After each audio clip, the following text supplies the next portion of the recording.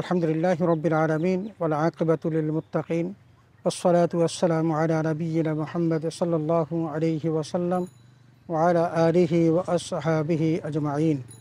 সুপ্রিয় দর্শক শ্রোতা, আসসালামু আলাইকুম ওয়া রাহমাতুল্লাহি ওয়া বারাকাতুহু। সময় সংবাদের নিয়মিত অনুষ্ঠান তাসাউফ থেকে আপনাদের সকলকে জানাচ্ছি আন্তরিক শুভেচ্ছা ও মোবারকবাদ।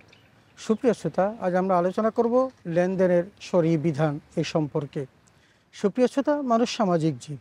মানুষকে সমাজের মধ্যে বসবাস করতে হলে একের সাথে অন্যের সহমর্মিতা লাগবে, একে অন্যের সাহায্য সহযোগিতা লাগবে। কোনো মানুষই জীবনে পূর্ণাঙ্গ নয়, তাকে অন্যের কাছে দ্বারস্থ হতে হয়, অন্যের কাছ থেকে তাকে ঋণ গ্রহণ করতে হয়, কোনো কিছু তাদেরকে অন্যের কাছ থেকে হাওলাত আনতে হয়। এটাই হলো মানুষের স্বভাবজাত ব্যাপার। অতএব একজন মানুষ যখন অন্যের কাছ থেকে ঋণ গ্রহণ করবেন, লেনদেন করবেন, তখন শরীয়তের বিধানটা কি হতে পারে, আমরা সেই বিষয় নিয়ে আজকে বিস্তারিত আলোচনা করব। আল্লাহ তাআলা আমাদের সকলকে আলোচনাটি বোঝার তৌফিকে দান করুন, আমিন। সুপ্রিয় শ্রোতা, এই ঋণ দেওয়াটা নেওয়াটা এটা বৈধতা আছে কিনা, এই বিষয়ে শরীয়ত কি বলে, আসুন আমরা দেখি। ঋণ দেওয়াটা বৈধ, যেমন যা সুন্নত ইজমা দ্বারা প্রমাণিত, রাসূল আকরাম সাল্লাল্লাহু আলাইহি ওয়াসাল্লাম এবং কোরআন ও সুন্নাহ মোতাবেক কিন্তু এই অন্যকে ঋণ দেওয়াটা এবং অন্যকে ঋণ গ্রহণ করাটা বৈধতা রয়েছে। অতএব এটার মধ্যে কোনো রকমের খলেলিয়ত নেই এবং ইসলাম এটাকে উৎসাহিত করেছে, কখনো নিরুৎসাহিত করেনি। অতএব আমাদের মনে রাখতে হবে যে মানুষ যদি কারো কাছ থেকে ঋণ গ্রহণ করে তাহলে সেই ঋণ পরিশোধ করতে হবে, এবং ঋণটা পরিশোধ যদি করে, রাসূল আকরাম সাল্লাল্লাহু আলাইহি ওয়াসাল্লাম ওই মানুষটিকে উত্তম মানুষ হিসেবে অভিহিত করেছেন। যেমন সহিহ বুখারীর একখানা হাদিস, রাসূল সাল্লাল্লাহু আলাইহি ওয়াসাল্লাম বলছেন, ইন্না খিয়ারান নাসি আহসানুহুম কাদা। নবীজি বলছেন যে তোমাদের মধ্যে উত্তম সেই ব্যক্তি যেই ব্যক্তি উত্তম ঋণ পরিশোধকারী। তার মানে কেউ যদি কারো কাছ থেকে ঋণ গ্রহণ করে এবং সে যদি ঋণ পরিশোধ করে দেয়, নবীজি তাকে মানুষের মধ্যে উত্তম মানুষ হিসেবে অভিহিত করেছেন। এখন ঋণের পণ্যটা কি হতে পারে? এখানে আমরা জানি যে প্রত্যেক এমন বস্তু যা বিক্রয় করা বৈধ, তা ঋণ দেওয়া বৈধ। এটা টাকা হোক, কোনো পণ্য হোক, যে কোনোভাবেই যদি কেউ কাউকে ঋণ দেয় তাহলে এটা বৈধতা আছে এবং সেটা কোনোভাবেই অবৈধ নয়। তবে ঋণ দাতার অনেক ফজিলত রয়েছে, অনেক মর্তবা আছে। সেই মর্তবাগুলি সম্পর্কে আমরা যদি জানি তাহলে আমরা সমাজের মধ্যেকার যারা এই কঠিন পরিস্থিতির শিকার হয়ে আমাদের দ্বারস্থ হবে, আমরা তাদেরকে ঋণ দিয়ে সহযোগিতা করব।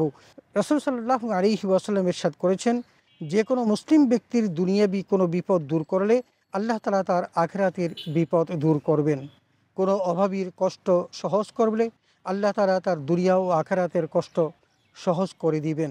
অতএব আমরা একটা হাদিসের দিকে যদি নজর রাখি, রাসূল আকরাম সাল্লাল্লাহু আলাইহি ওয়াসাল্লাম এই হাদিসখানার মধ্যে আরেকখানা হাদিস আমাদের কাছে উপস্থাপন করেছেন, আল্লাহু ফি আউনিল আবদি মা কানা আল আবদু ফি আউনি আখি। অর্থাৎ আল্লাহ বান্দার সাহায্যে ততক্ষণ পর্যন্ত নিবেদিত থাকেন, বান্দা যতক্ষণ পর্যন্ত তার ভাইয়ের সাহায্যে নিবেদিত থাকে। তার মানে বান্দা যদি অন্যের সাহায্য করে তাহলে মহান রব্বুল আলামিনও কিন্তু তাকে সাহায্য করেন এবং তার দুনিয়াবি দুঃখ কষ্ট দূর করে দেন। সেই সাথে সাথে তার পরকালীন কষ্টটাকেও আল্লাহ তাআলা দূর করে দিবেন। আরেকখানা হাদিস ইবনে মাজাতে এসেছে, রাসূল আকরাম সাল্লাল্লাহু আলাইহি ওয়াসাল্লাম বলছেন, মা মিন মুসলিমিন ইয়াকরিদু মুসলিমান কারদান মাররাতাইন ইল্লা কানা কাসাদাকাতিহা মাররা। রাসূল সাল্লাল্লাহু আলাইহি ওয়াসাল্লাম বলছেন, কোনো মুসলমান যদি কোনো মুসলমানকে দুইবার ঋণ দেয় তাহলে তার একবার সাদাকা করার মতো সওয়াব আল্লাহ তাআলা তাকে দান করেন। তার মানে কেউ যদি ঋণ দিবে এবং সেই ঋণের পরিমাণ যদি দুইবার দেয় তাহলে তার সাদকা হিসাবে আল্লাহ তাআলা তাকে গণ্য করে নেবেন এবং সাদকার সওয়াব তাকে দিবেন। সুপ্রিয় শ্রোতা, শুধু তাই নয়, আল্লাহ তাআলা পবিত্র কোরআনুল কারীমের সূরা আর রহমানের ৬০ নম্বর আয়াতে বলছেন, হাল জাযাউল ইহসানি ইল্লাল ইহসান। আল্লাহ তাআলা বলছেন যে কতই না উত্তম প্রতিদান যিনি প্রতিদান দিয়ে থাকেন। তার মানে যদি কেউ ভালো কাজ করে আল্লাহ তাআলা তার প্রতিদান ভালো দেন। তার মানে হাদিসের ব্যাখ্যাতে এসেছে ওই ভালো প্রতিদানের অর্থ হলো আল্লাহ তাআলা তাকে জান্নাতে দান করবেন এবং তাকে সকল বিপদ আপদ বালা মুসিবত থেকে মুক্ত করবেন। শুধু তাই নয়, পবিত্র কোরআনুল কারীমের সূরা বাকারার ২৪৫ নম্বর আয়াতে আল্লাহ তাআলা বলেন, ওমাই ইউকরিদুল্লাহা কারদান হাসানান ফায়ুদাইফাহু লাহু আদাআফান কাসীরা। আল্লাহ বলছেন, এমন কে আছে যে আল্লাহকে কর্জে হাসানা দিবে? তার মানে আল্লাহকে কে ঋণ দিবে? যদি কেউ আল্লাহকে ঋণ দেয় তাহলে আল্লাহ রাব্বুল আলামিন তাকে অধিক অধিক গুণ বাড়িয়ে দিবেন। এই বিষয়টি আমরা যদি একবার চিন্তা করি, আল্লাহ তাআলা কোরআনুল কারীমে বলছেন যে উত্তম ঋণ এবং সেই উত্তম ঋণের প্রতিদান যেরকম আল্লাহর কাছে জান্নাত, ঠিক তেমনিভাবে যদি কেউ মানুষকে ঋণ দেয় তাতে আল্লাহকে ঋণ দেওয়া হয়, এবং কেউ যদি ঋণ দেয় তাহলে আল্লাহ রাব্বুল আলামিন ওই ব্যক্তিকে তার সম্পদ অনেক বেশি বাড়িয়ে দিবেন। কারণ মহান রবের হাতেই তো সমস্ত সম্পদ, এই সমস্ত সম্পদের মালিক কিন্তু আল্লাহ তাআলা। আমরা যদি মানুষকে দুঃখ কষ্ট দূর করার জন্য ঋণ দেই তাহলে আল্লাহ তাআলা আমাদের দুঃখ কষ্ট মোচন করবেন এবং সম্পদ বাড়িয়ে দিবেন। আর যদি কৃপণতা করে সেগুলো নিয়ে আমরা বসে থাকি তাহলে আল্লাহ তাআলা কিন্তু আমাদেরকে কখনো ক্ষমা করবেন না। অতএব যিনি ঋণ প্রদান করবেন, ঋণ দান করবেন, অন্যকে দিবেন, সেই ব্যক্তির ঋণ কোনোভাবেই কিন্তু মেরে দেওয়া জায়েজ নাই। যে কথাটি আল্লাহ তাআলা পবিত্র কোরআনুল কারীমের মধ্যে পর্যন্ত বলেছেন। সূরা নিসার 58 নম্বর আয়াতে আমরা দেখেছি আল্লাহ বলেছেন, ইন্নাল্লাহা ইয়া'মুরুকুম আন তুআদ্দুল আমানাতি ইলা আহলিহা। আল্লাহ তাআলা তোমাদেরকে নির্দেশ প্রদান করেছেন তোমরা যেন যার আমানত তার আমানত তাকে ফিরিয়ে দিই। তার মানে যিনি ঋণ দিয়ে তোমাকে তোমার সংকট দূর করলেন, আমরা তার সেই ঋণ পরিশোধ করব, এটাই মহান রব্বুল আলামিন এই আয়াতে কারিমা থেকে আমাদেরকে স্পষ্ট করেছেন। অতএব আমাদের মনে রাখতে হবে, রাসূল আকরাম সাল্লাল্লাহু আলাইহি ওয়াসাল্লাম বলেছেন যে ব্যক্তির মধ্যে তিনটা স্বভাব বিদ্যমান থাকবে ওই ব্যক্তি জান্নাতে যাবে। তোর মধ্যে একটি হলো অহংকার। কারোর মধ্যে যদি অহংকার না থাকে তাহলে ওই মানুষটি জান্নাতে যাবে।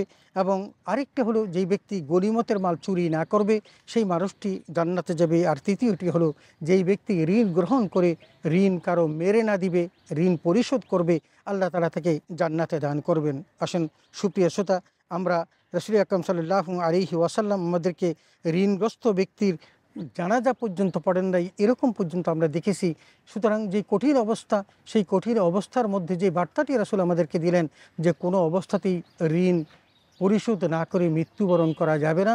এই জন্য রাসূল আকরাম সাল্লাল্লাহু আলাইহি ওয়াসাল্লামের কাছে একজন ঋণগ্রস্ত ব্যক্তির যখন জানাজা কফিন নিয়ে আসা হলো, রাসূল জেনে শুনে বললেন যে এই ব্যক্তির জানাজা আমি পড়াবো না। তার মানে আর কোনো ব্যক্তির যদি কোনো ঋণ থাকে সেই ঋণগ্রস্ত ব্যক্তির জানাজা রাসূল আকরাম সাল্লাল্লাহু আলাইহি ওয়াসাল্লাম পড়েন নাই। অতএব বিষয়টা কত গুরুত্বপূর্ণ একটু চিন্তা করে দেখতে হবে। শুধু তাই নয়, রাসূল আকরাম সাল্লাল্লাহু আলাইহি ওয়াসাল্লাম বলেছেন কোনো ব্যক্তি যদি ঋণ গ্রহণ করে থাকে, তার সম্পদ আছে এবং তিনি মৃত্যুবরণ করেছেন, রাসূল বলেছেন যে ওই তার সন্তানদের মধ্যে মিরাস বন্টন করার পূর্বে ওই ব্যক্তির ঋণ পরিশোধ করতে হবে, তারপরে তার সম্পদ বন্টন করতে হবে।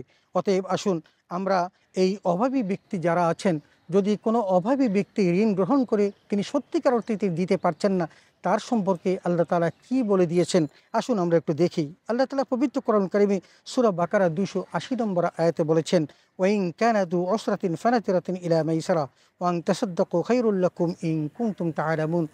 আল্লাহ রাব্বুল আলামিন পবিত্র কোরআন কারীমের সূরা বাকারার 280 নম্বর আয়াতে বলছেন যে কোনো ব্যক্তি যদি ঋণ গ্রহণ করার পর তার ইচ্ছা আছে কিন্তু তিনি কোনোভাবেই তার ঋণ পরিশোধ করতে পারছেন না, তিনি অভাবী হওয়ার কারণে আমার আল্লাহ তাআলা বলেন যে তাকে অবকাশ দাও, এবং অবকাশ দেওয়ার পর যদিও সে না দিতে পারে, যদি তুমি তাকে ক্ষমা করে দাও, মাফ করে দাও, তাহলে আল্লাহ রাব্বুল আলামিন তোমাকে অনেক সওয়াব দিবেন। যদি তুমি জানতে তাহলে তুমি এই কাজটাই করতে। অতএব আসুন আমরা কারো সম্পদ যেন অন্যায়ভাবে আমরা মেরে না দিই। এবং এই কথাটি মনে রাখি, আল্লাহ কোরআনে বলছেন লা তাকুলু আমওয়ালাকুম বাইনাকুম বিল বাতিল। আল্লাহ বলেছেন যে অন্যায়ভাবে কারো সম্পদ গ্রাস না করার জন্য। সুতরাং আমরা পবিত্র কোরআন কারীম এবং হাদিসের আলোকে যেভাবে দেখলাম যে ঋণগ্রস্ত ব্যক্তি ঋণ পরিশোধ করবেন এটাই স্বাভাবিক, এবং এটা তার ইচ্ছা থাকতে হবে। যদি তিনি ইচ্ছা করেন তার ঋণ পরিশোধ করার, তাহলে আল্লাহ রাব্বুল আলামিন তার ঋণ পরিশোধে তাকে সাহায্য করবেন। আর যদি সে ঋণ গ্রহণ করে সেটা যদি সে না দিতে চায় তাহলে আল্লাহ রাব্বুল আলামিন সেটা কঠিন করে দিবেন। অতএব আসুন লেনদেনের ব্যাপারে যে শরীয়ত বিধানটা আমরা জানলাম এই বিধানের উপর আমরা আমল করি, এবং ঋণ গ্রহণ করলেও এই ঋণ আমরা পরিশোধ করার চেষ্টা করি, এবং অন্য মানুষের দুঃখ দেখে তাকে ঋণ দেওয়ার চেষ্টা করি। তাহলে দুবার ঋণ দিলে সৎকার সওয়াব পাওয়া যাবে। আল্লাহ তাআলা আমাদের সকলকে এই সুন্দর সুন্দর কাজগুলো করে আমাদের সমাজ ব্যবস্থাকে সুন্দরভাবে পরিচালনা করার তৌফিকে দান করুন, আমিন। ওয়া আখিরু দাওয়ানা আলহামদুলিল্লাহি রাব্বিল আলামিন। আসসালামু আলাইকুম ওয়া রাহমাতুল্লাহি ওয়া বারাকাতুহু।